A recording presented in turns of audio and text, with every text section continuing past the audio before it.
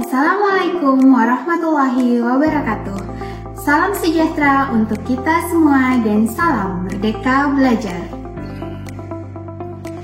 Saya Hartati S.Farm & Farm Apoteker sebagai salah seorang dosen pada Prodi Diploma 3 Farmasi jurusan Farmasi Poltekkes Kemenkes Gorontalo yang mengampu mata kuliah dalam bidang ilmu farmakologi dan farmasi klinik. Video pembelajaran ini dimaksudkan sebagai salah satu bentuk pernyataan diri dosen dalam unjuk kerja Tridharma Perguruan Tinggi atau disingkat sebagai PDD UKT-PT khususnya pada bidang pengajaran.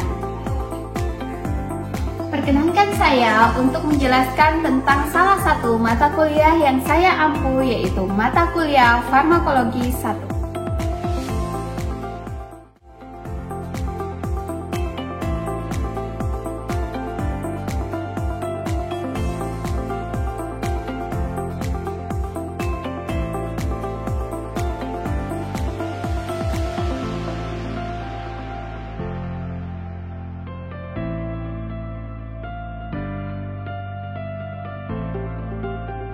Mata kuliah Farmakologi 1 merupakan mata kuliah yang mempelajari tentang pengertian, penggolongan, mekanisme kerja, indikasi, kontraindikasi, efek samping dari obat saluran cerna, obat sistem saraf pusat, obat sistem saraf otonom, diuretika, hipolipidemik, dan obat-obatan kardiovaskuler.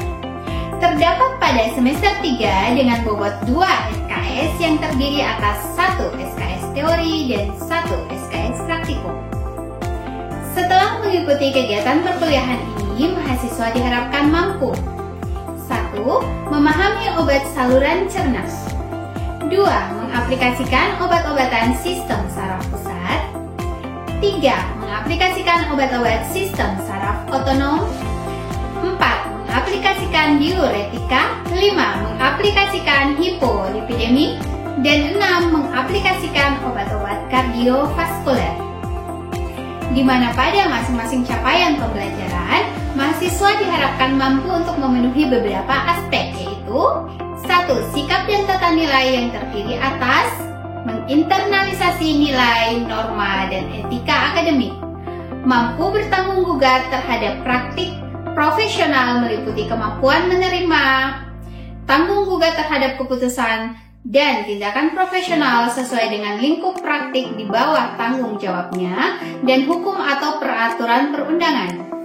2. Pengetahuan yang meliputi menguasai konsep anatomi fisiologi tubuh manusia, menguasai prinsip kimia, fisika, dan biokimia, menguasai konsep teoritis farmakologi, menguasai teknik pengumpulan, klasifikasi, dan dokumentasi informasi kefarmasian. Kemudian yang ketiga, keterampilan umum yang meliputi menyelesaikan pekerjaan berlingkup luas dengan menganalisis data serta metode yang sesuai dan dipilih dari beragam metode yang sudah maupun belum baku dan dengan menganalisis data. Menunjukkan kinerja dengan mutu dan kuantitas yang terukur, memecahkan masalah pekerjaan dengan sifat dan konteks yang sesuai dengan bidang keahlian terapannya didasarkan pada pemikiran logis dan inovatif, dilaksanakan dan bertanggung jawab atas hasilnya secara mandiri. Menyusun laporan tentang hasil dan proses kerja yang akurat dan sahih, mengkomunikasikan secara efektif kepada pihak yang membutuhkannya. Bertanggung jawab atas pencapaian hasil kerja kelompok, melakukan supervisi dan evaluasi terhadap penyelesaian pekerjaan yang ditugaskan kepada pekerja yang berada di bawah tanggung jawabnya, melakukan proses evaluasi diri terhadap kelompok kerja yang berada di bawah tanggung jawabnya, dan mengelola pengembangan kompetensi kerja secara mandiri, mendokumentasikan, menyimpan, mengamankan, dan menemukan kembali data untuk menjamin kesahihan. Keterampilan khusus di mana mahasiswa mampu untuk membantu melakukan pengumpulan data, pengolahan data, dan menyusun laporan, kasus ataupun laporan kerja sesuai dengan ruang lingkup penelitian kefarmasian sesuai dengan aspek legal yang berlaku. Mata kuliah ini dibawakan oleh tim dosen pengampu mata kuliah dalam 16 kali pertemuan dengan materi pembelajaran sebagai berikut. Yang pertama, membahas tentang dasar-dasar farmakologi 1. Yang kedua dan ketiga, membahas tentang obat saluran cerna. Kemudian pada pertemuan keempat, membahas tentang analgetik antipiretik. Pertemuan kelima, membahas tentang sistem saraf pusat yang terdiri atas hipnotik, sedatif, dan stimulansia. Yang keenam, membahas tentang sistem saraf pusat, yaitu tentang anestetik dan psikofarmaka. Kemudian yang ketujuh, membahas tentang sistem saraf pusat terkait dengan antidepresan dan antipsikotik. Sedangkan pertemuan ke-8 dijadwalkan untuk penyelenggaraan ujian tengah semester. Pertemuan ke-9 dilanjutkan kembali dengan pembahasan tentang sistem saraf pusat, khususnya tentang antiepilepsi. Lalu pertemuan 10 membahas tentang sistem saraf otonom, yaitu obat-obat adrenergik. Dan pertemuan ke-11 membahas tentang sistem saraf otonom terkait obat-obat kolinergik. Pertemuan ke-12 membahas tentang diuretika, dan pertemuan ke-13 membahas tentang hipolipidemik. Pertemuan ke-14 dan 15 membahas tentang obat-obat kardiovaskuler. Kemudian pada pertemuan terakhir, yaitu pada pertemuan ke-16, akan dilaksanakan ujian akhir semester yang terjadwal secara serentak. Dalam membawakan materi perkuliahan, tim dosen pengampu mata kuliah mengacu pada berbagai referensi. Di antaranya, buku farmakologi obat-obatan penting dalam pembelajaran ilmu farmasi dan dunia kesehatan edisi kedua yang disusun oleh Profesor Dr. Agung Endro Nugroho pada tahun 2018, serta buku acuan farmakologi lainnya. Penyusunan bahan ajar juga mengacu pada modul bahan ajar cetak farmasi tentang farmakologi yang diterbitkan oleh Pusdik SDM Kesehatan Badan PPSDM Kementerian Kesehatan Republik Indonesia pada tahun 2016. Pada mata kuliah ini juga digunakan acuan berupa book chapter biomedik yang disusun pada tahun 2022, di mana salah satunya saya sebagai penyusun pada chapter ke-18, yaitu tentang sistem peredaran darah dan kardiovaskular. Selain buku dan modul bahan ajar, berbagai publikasi hasil penelitian yang terkait dengan bahan kajian pada mata kuliah farmakologi 1 ini juga digunakan sebagai referensi. Salah satunya adalah uji aktivitas antioksidan rambut jagung sebagai hasil penelitian saya yang terintegrasi dalam bahan pengajaran mata kuliah farmakologi 1. Proses pembelajaran dilakukan dengan memanfaatkan berbagai media pembelajaran, baik dalam bentuk software berupa Google Meet, Zoom Meeting, Siakat Poltekkes Kemenkes Gorontalo, media presentasi berbasis desktop maupun cloud seperti Prezi dan Canva, kemudian media evaluasi berbasis cloud seperti Google Form dan Quizlet, maupun dalam bentuk hardware berupa modul, laptop, ataupun device lainnya. Metode pembelajaran dilakukan dengan cara DIA, di mana delivery sebagai suatu strategi penyampaian pembelajaran yang berorientasi pada tujuan pembelajaran yang ingin dicapai setelah proses pembelajaran berlangsung, dilaksanakan dalam bentuk tatap muka, baik secara online via Zoom Cloud Meeting maupun secara offline dengan memanfaatkan PowerPoint, Canva, Prezi, maupun media presentasi berbasis desktop lainnya, maupun melalui pemutaran video pembelajaran, di mana bahan pembelajaran diupload pada platform Siakat Poltekkes Kemenkes Gorontalo sehingga memudahkan untuk diakses oleh mahasiswa. Interaction guna meningkatkan hasil belajar dilakukan dalam bentuk small group discussion, gallery walk, case and project based learning, atau bentuk interaksi lain yang berpusat pada mahasiswa di bawah supervisi saya selaku dosen pengampu mata kuliah. Penugasan melalui platform Siakat dan tersedianya grup WhatsApp sehingga interaksi antara dosen dan mahasiswa dapat dilakukan baik di dalam maupun di luar kelas. Asesmen dilakukan dengan menggunakan rubrik penilaian sebagaimana tertera pada lampiran RPS yang disampaikan kepada mahasiswa pada pertemuan awal perkuliahan dan disepakati bersama dalam bentuk kontrak kuliah dengan bobot penilaian 20% tugas atau kuis, 15% UTS, 35% praktikum, dan 30% UAS. Baiklah, Berikut ini adalah cuplikan kegiatan belajar mengajar mata kuliah Farmakologi 1, di mana saya membawakan materi tentang obat-obatan kardiovaskuler. Selamat menyaksikan. Assalamualaikum warahmatullahi wabarakatuh dan selamat siang adik-adik. Waalaikumsalam warahmatullahi wabarakatuh. Selamat siang Ibu. Gimana kabarnya hari ini adik? Alhamdulillah baik. Ada yang mengantuk? Tidak. Sudah pada makan? Sudah.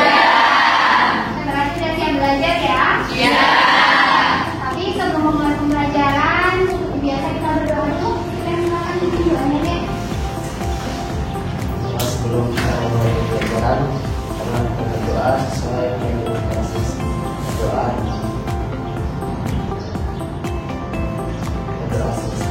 Oke, terima kasih Steven. Kita lanjutkan dulu dengan absensi ya sebelum kita masuk materi. Rati Zainuddin Eda, Hadir Ibu. Lia Hodio, Hadir Ibu. Abelia Octaviani, Hadir Ibu. Angel Priscilla, Hadir. sakit apa dia? Mana Steven nanti pulang dari kampus jemput ya katanya yang sakit ya. Ikut badan Stevennya tolong di kampus ya. Aprilia Ayadi. Oke, berarti hadir semua yang kecuali satu orang sakit kan ya? Jadi hari ini seperti biasa kita ketemu kembali dalam mata kuliah Farmakologi 1. Tepatnya hari ini kita akan membahas tentang obat-obat kardiovaskuler. Tapi sebelum masuk ke materi, Ibu mau kita review dulu untuk materi sebelumnya. Oke, kemarin kita belajar apa? Ada yang masih ingat? Pelajaran kemarin apa? Kimia.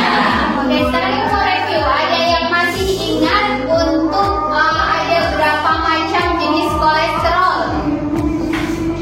Oke, silakan Adinda.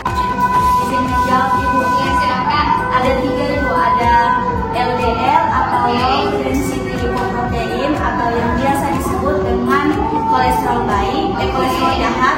Ada HDL atau high density lipoprotein yang biasa disebut dengan kolesterol baik, dan ada triglycerida. Tadi Adinda sudah menyebutkan bahwa untuk kolesterol itu ada 3, LDL yang biasa dikenal masyarakat kolesterol jahat, kemudian HDL kolesterol baik, dan ada triglycerida.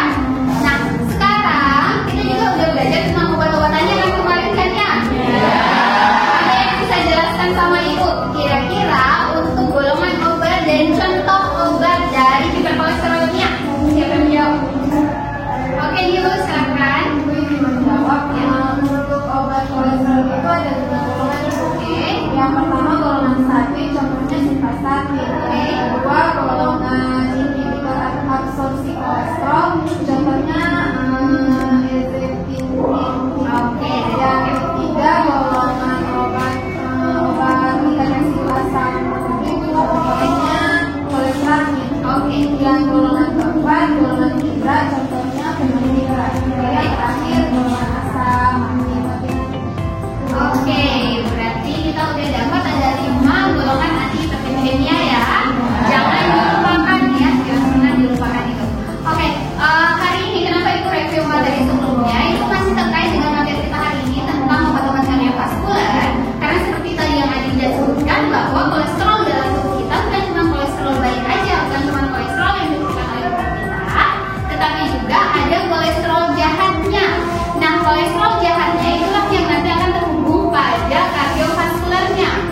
Ketika banyak LDL yang menumpuk pada pembuluh darah kita, salah satunya itu akan menyebabkan yang namanya arteriosklerosis, di mana terjadi plak pada pembuluh darah, menyebabkan elastisitas pembuluh darah berkurang dan akhirnya bisa menyebabkan hipertensi. Oke, akan kita bahas lebih lanjut pada slide Ibu. Oke, sebelum kita mulai masuk ke dalam materi hari ini, Ibu perlu menjelaskan dulu apa tujuan kita melakukan pembelajaran ini. Jadi setelah mengikuti mata kuliah ini, diharapkan kalian bisa memahami ataupun mengaplikasikan tentang pengertian obat-obat obat-obat kardiovaskuler, kemudian tentang penggolongan obat-obat kardiovaskuler, lalu ada indikasi, kontraindikasi, kemudian efek samping dari obat-obat kardiovaskuler, dan terakhir kalian harus mampu untuk mengaplikasikan bentuk dan dosis sediaan obat-obat kardiovaskuler. Jadi itu tadi tujuan kita melakukan pembelajaran hari ini ya adik ya. Untuk materinya nanti akan Ibu upload di Siakat sehingga kalian bisa mengakses untuk materinya di Siakat. Oke, sebelum masuk ke obat-obat kardiovaskuler, kita perlu tahu dulu apa sih itu sistem peredaran darah dan kardiovaskuler. Pada tubuh kita itu ada yang namanya regulasi homeostatis. Jadi dia yang menjaga keseimbangan dalam tubuh kita. Sehingga misalnya pada saat kalian berpuasa, kalian gak pingsan kan? Iya. Padahal gak minum seharian tuh. Atau pada saat kalian misalnya habis makan makanan yang asin-asin, misalnya kalau kalian tanpa riwayat hipertensi ya, habis makan makanan yang asin-asin, kira-kira kalian langsung sakit kepala nggak? Tidak. Oke, itu kenapa bisa? Karena pada orang normal ada yang namanya regulasi homeostatis tubuh. Dan selain tadi sistem regulasi homeostatis, pada tubuh kita juga yang berperan pada sistem kardiovaskuler ada peranan biokimia. Nah, untuk peranan biokimia dalam sistem kardiovaskuler, Ibu mengutip dari buku chapter biomedik yang Ibu susun di bab 18. Jadi, di bab 18 Ibu menyusun tentang sistem peredaran darah dan kardiovaskuler, di mana Ibu mengacu pada beberapa artikel penelitian bahwa pemberian antioksidan pada pasien dengan kadar CRP yang tinggi itu bisa membantu mencegah penyakit kardiovaskuler. Apa itu CRP? Nah, CRP itu adalah komponen pada tubuh kita di mana dia berupa protein C-reaktif yang diproduksi oleh hati kita sebagai respon ketika di dalam tubuh kita terjadi inflamasi atau peradangan. Jadi ketika di dalam organ tubuh kita itu terjadi peradangan, maka hati akan memproduksi yang namanya CRP. Nah, CRP kalau kadarnya tinggi, itu akan menjadi salah satu faktor resiko terjadinya penyakit kardiovaskuler. Makanya tadi dikatakan bahwa ketika pasiennya kena hipertensi dengan kadar CRP tinggi, pemberian antioksidan itu bisa membantu untuk menurunkan tekanan darah pada pasien. Nah, selanjutnya karena tadi Ibu udah terhubung antioksidan, maka berdasarkan penelitian yang Ibu lakukan, jadi sebenarnya bahan alam di sekitar kita itu banyak yang punya kandungan antioksidan. Tapi kemarin Ibu dan tim itu meneliti tentang rambut jagung. Tahu rambut jagung kan ya? Ya. Jagung yang dimakan apanya? Buah jagung. Oke, biji jagung. Tapi kan di jagung itu pada saat kalian buka kan ada rambut semacam rambut-rambutnya kan ya? Oke. Nah, rambut-rambutnya itu biasa kalian buang atau kalian masak atau kalian makan? Buang. Ternyata rambut jagung yang jadi limbah itu punya kadar antioksidan yang tinggi.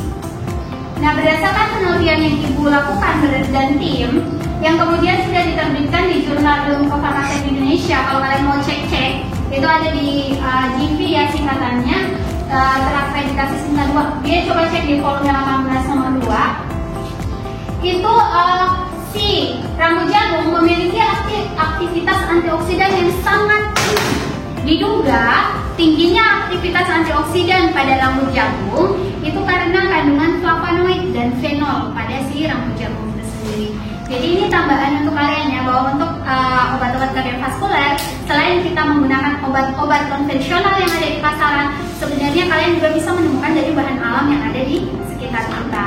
Oke ya, jadi sekarang kita masuk ke anti hipertensi itu sendiri, masuk ke intinya. Jadi berdasarkan asal katanya, anti hipertensi berarti obat-obatan atau zat atau senyawa yang digunakan untuk mengatasi tekanan darah tinggi kembali ke keadaan normal. Kemudian untuk terapi anti hipertensinya atau golongan obatnya itu terbagi atas beberapa. Kita masuk yang pertama adalah golongan diuretikum. Diuretik menurunkan tekanan darah dengan cara peningkatan pengeluaran garam dan air dalam tubuh. Tadi kan sudah dijelaskan kan ya? Ketika garam keluar, air keluar, otomatis volume darah menurun sehingga tekanan darah bisa berkurang. Contoh obatnya adalah furosemid, hidroklorotiazid, dan lain-lain. Lalu golongan yang kedua adalah penghambat adenoreseptor alfa atau biasa dikenal dengan alpha blocker. Nah, alpha blocker sesuai namanya, mekanisme kerjanya dia menghambat alpha 1. Alpha 1 itu adalah neurotransmitter dari sistem saraf simpatis, di mana penghambatan alpha 1 itu bisa menyebabkan vasodilatasi atau pelebaran pada pembuluh darah sehingga tekanan darah kita berkurang. Contohnya adalah reserpin. Golongan ketiga adalah agonis alpha 2. Kalau tadi dia menghambat alpha 1-nya, maka yang ini golongannya dia justru menyerupai pengaktifan dari reseptor alpha 2. Jadi jangan terbuka ya. Yang selanjutnya adalah golongan beta blocker. Ini mungkin pernah kalian dengar di apotik atau mungkin pernah ada orang tuanya yang minta dibeliin obat ini, cuma belum tahu kan ya karena belum dapat materinya tentang beta blocker. Contoh dari beta blocker adalah propranolol. Pernah dengar? Ya. Metoprolol, atenolol dan seterusnya. Di mana mekanismenya sesuai namanya, dia menghambat aktivitas dari neurotransmitter atau reseptor, bukan neurotransmitter, menghambat reseptor beta. Selanjutnya adalah golongan S inhibitor. Untuk golongan S inhibitor sendiri, ini bekerja dengan cara menghambat tadi enzim yang ibu bilang, angiotensin converting enzim, sehingga yang terbentuk hanya angiotensin 1, angiotensin 2 tidak terbentuk dan otomatis tidak akan mempengaruhi atau meningkatkan tekanan darah kita. Contohnya adalah captopril, pernah dengar? Ya. Lisinopril, pernah dengar? Ya. Selanjutnya adalah golongan ARG atau angiotensin receptor blocker. Nah, obat kita bekerja dengan memblok reseptor si angiotensin ini, sehingga walaupun angiotensin 2 sudah terbentuk, dia tidak akan bisa menduduki reseptornya, sehingga tidak menimbulkan efek peningkatan tekanan darah. Contohnya lasatan, valsatan, irbesatan, dan seterusnya. Lalu ada antagonis kalsium atau CCB, calcium channel blocker. Sesuai namanya, dia menghambat influx kalsium ke dalam otot polos pembuluh darah, sehingga mengakibatkan pembuluh darah kita ketika kita dikasih obat ini, pembuluh darahnya akan melebar atau terjadi vasodilatasi. Contohnya amlodipin, nifedipin, serapamil, dan diltiazem. Oke, selanjutnya adalah golongan vasodilator langsung. Ini menurunkan tekanan darah dengan cara langsung ya ke pembuluh darah, sesuai namanya, menyebabkan vasodilatasi pada pembuluh darah sehingga tekanan darah kita bisa menurun. Contohnya adalah minoxidil dan hidralazin. Oke, itu dia tadi. Ada yang mau bertanya dari Ibu? Oke, silahkan Anissa. Ibu izin bertanya, ada salah satu kasus pasien yang mengalami hipertensi, kemudian si pasien ini mengonsumsi obat captopril, tapi si hipertensi ini tidak menurun. Kemudian saat mengonsumsi obat amlodipin, tensinya itu menurun. Itu kenapa itu? Padahal kan amlodipin dan captopril itu sama-sama dia obat hipertensi. Sekian dari saya. Jadi untuk kasus Anissa itu kemungkinan terjadinya adalah karena reaksi tubuhnya yang dia lebih bereaksi terhadap obat captopril dibandingkan dengan amlodipin. Dia lebih berespon di situ dibandingkan dengan obat amlodipin. Nah, bisa ada lagi? Ya? Cukup? Cukup. Oke, sekarang kita masuk ke sini. Tugas. Ya dong, harus ada lihat dong. Nah, kali ini kita akan lakukan metode pembelajaran yang namanya case based. Jadi ibu kasih kalian case, kasih kalian kasus, silakan kalian diskusikan sebagai tugas. Kemudian nanti di pekan depan, insya Allah kita sama-sama untuk dipaparkan hasil tugas kalian. Nah, tugasnya di sini, jadi kalian akan berbagi menjadi 2 kelompok. Kelompok pertama itu kasusnya adalah seorang laki-laki 52 tahun. datang ke IGD, keluhannya adalah nyeri kepala, mual, sesak nafas. Keluhan ini belum pernah dirasakan sebelumnya. Dan Bapak ini punya riwayat DM dan penyakit ginjal kronik. Tekanan darahnya 200/120 mm/Hg. Sekarang tugas kalian adalah analisa dari kasus ini, kira-kira bapaknya itu masuk pola pengobatan mana menurut direksi dan obat apa yang bisa dipilihkan untuk keluhan bapak ini. Silakan didiskusikan sama teman kalian.